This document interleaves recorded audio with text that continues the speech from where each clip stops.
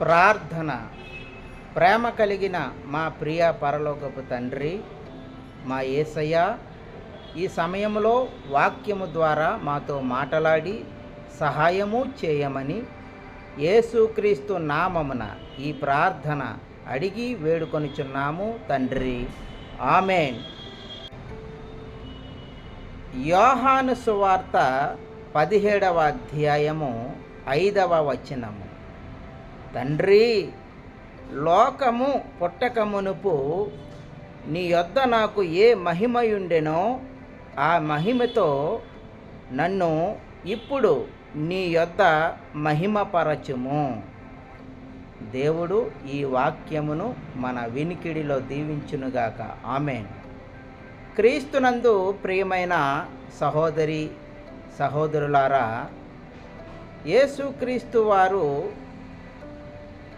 భూమి మీద జీవించినప్పుడు ఈ మాటను ప్రార్థనలో చెప్పడం జరిగింది.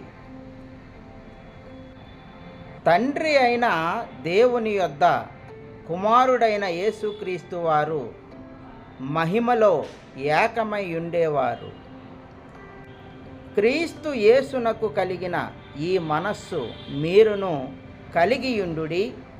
ఆయన దేవుని స్వరూపము కలిగిన వాడై ఉండి దేవునితో సమానముగా ఉండుట విడిచిపెట్టకూడని భాగ్యమని ఎంచుకొనలేదు గాని. దేవునికి మహిమ కలుగునుగాక. ఆమేన్.